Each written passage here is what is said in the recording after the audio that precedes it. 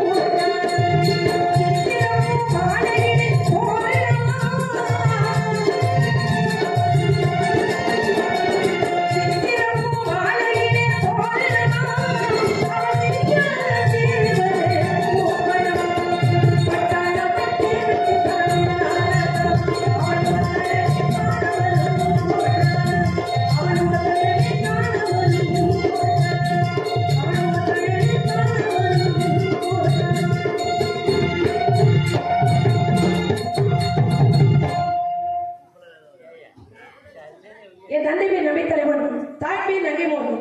அவர்களுக்கு 7 ஆண் குழந்தைகள் இருந்த பொழுதும் ஒரு பெண் குழந்தை இல்லையே என்ற வருத்தம். பிறகு முருகனுடைய அருளால் பள்ளிக்கிழங்கு தோண்டி எடுக்கப்பட்ட பள்ளத்திலே என்னை கண்டெடுத்து 4 மீனையும் பொழுது வண்ணமாக வளர்ந்து வரும்னா யாரை எதிர்பார்த்துக் கொண்டிருக்கிறேன் என்று யாருக்காவது தெரியுமா? சொன்னாதானே தெரியும். எங்க அப்பாவுக்கு 7 ஆம்பளை பிள்ளை. நினைச்சு ரொம்ப வருத்தப்பட்டாரு. ஏன் தெரியுமா? நாளைக்கு தலை வலிக்குதுன்னு கீழே படுத்துறேன் அப்படின்னா முதல்ல ஓடி வந்து தண்ணி கொடுக்கறது பொம்பளை பிள்ளை என்பதை உணர்த்துகிறது தந்தை முருகனிடம் ஒரு கடுமையான வேண்டுதலை வைக்கிறார். என்ன வேண்டுதல் தெரியுமா? முருகா, உன்னுடைய அருளால் எனக்கு ஒரு பெண் குழந்தை கிடைத்தால் உனக்கு சொந்தமான இந்த குறிஞ்சி நிலத்திலே திரை விதைத்து அந்த திரைக்கிய மகளை காவலுக்கு வர சொல்றேன் அப்படின்னு எங்க அப்பாவுடைய கடுமையான வேண்டுதல் நேர்த்திக்கடன். அந்த நேர்த்திக்கடனை இன்று இந்த இடத்திலே நிமிர்ந்து செய்யலாம் வந்துவிட்டது. அதனால நானும் ஓடோடி வந்திருக்கேன். ஒருவேளை எங்க அப்பா பேச நான் கேட்காம இங்க வராம இருந்திருந்தேன்னு வைங்க, இந்த உலகம் என்ன சொல்லும் தெரியுமா? என்ன சொல்லும்? என்ன சொல்லும்? என்ன சொல்லுங்க? அப்பா பேச கேட்காத புள்ள உங்களை இல்ல, உங்களை போய் சொல்ல முடியுமா? தங்க பிள்ளை. ஆமா, அப்படி ஒரு பேர் நம்மளுக்கு வந்துடக்கூடாது அப்படின்னு நான் ஏன் நினைக்கிறேன் அப்படின்னா, இன்னைக்கு இந்த உலகத்துல நம்ம பேச்ச கேட்காதது 3 பேர். என்ன சொல்றீங்க? அந்த 3 பேர் யாரு தெரியுமா? சொல்லுங்க பாப்பா. குடும்பத்துல ரொம்ப முக்கியமானவங்க வந்துடலாம். அந்த 3 பேர் யாருன்னா, நல்லா இருக்கிறவங்க கேட்டா போங்க. திடீர்னு எல்லாருமே முக்காடு போட்டுருக்காங்களே, என்ன விஷயம்? மதம் மாறிட்டாங்களா? எங்களுக்கே இந்த பணி கொண்ட பிடிக்குது. இங்க உட்காந்து பார்க்கறது பெரிய விஷயம் தான். இந்த பணிகளையும் முக்காடு போட்டுட்டாலும் நாங்க உட்காந்து பார்ப்போம் அப்படின்னு சொல்லி எல்லாமே பொறுமையோட உட்காந்துருக்கீங்க. அதுக்கே மிகப்பெரிய நன்றியை நாங்க சொல்லணும் உங்களுக்கு. ஆமா, அந்த முக்கியமான 3 பேர் யார் தெரியுமா? நல்லா கேளுங்க. ஒண்ணு நம்ம பெற்றது, இன்னொன்னு நம்மளை பெற்றது. மூணாவது எது தெரியுமா? நமக்கு வாச்சது. என்ன சொல்றீங்க? ஆணுக்கு பெண்ணா இருக்கலாம், பெண்ணுக்கு ஆணா இருக்கலாம். ஒண்ணு நம்ம பெற்றது, இன்னொன்னு நம்மளை பெற்றது, மூணாவது நமக்கு வாச்சது. இந்த மூணுல ஒண்ணு ரெண்டு சரிக்கு ஒண்ணு சரியா இருக்கணும். ஏன்னா கொண்டவன் சரியாக இருந்தா கூரையிலையும் சண்டை போடலாம் என்பது பழமொழி. அப்போ ஒரு மனைவிக்கு கட்டிய கணவன் எந்த நேரத்திலும் ஆதரவாக இருக்கும் பொழுது அந்த மனைவியால எதையும் சாதிக்க முடியும் அப்படிங்கிற நம்பிக்கை அந்த அம்மாவுக்கு வந்துடும். அதை விட்டுட்டு நம்ம வீட்டுக்கு எடுத்து விடுங்க சட்டை நடக்கும் போது நம்ம புருஷன் அங்கே போய் நின்றுக்கிட்டு என் பொண்டாட்டி அவ செஞ்சாலும் செஞ்சிருப்பாங்க அப்படின்னு சொன்னா என்ன ஆகும்? 3 வேளை சாப்பாடு ஒரு வேளையா குறையறதுக்கு நிறைய வாய்ப்பு இருக்கு. இப்படிலாம் இருந்தாலும் கூட நானும் ஒரு உறவுக்காக காத்துக்கிட்டு இருக்கேன் அப்படின்னா அந்த உறவு யாரு, முக்கியமான வரவு யாரு அப்படின்னு பார்க்கும் பொழுது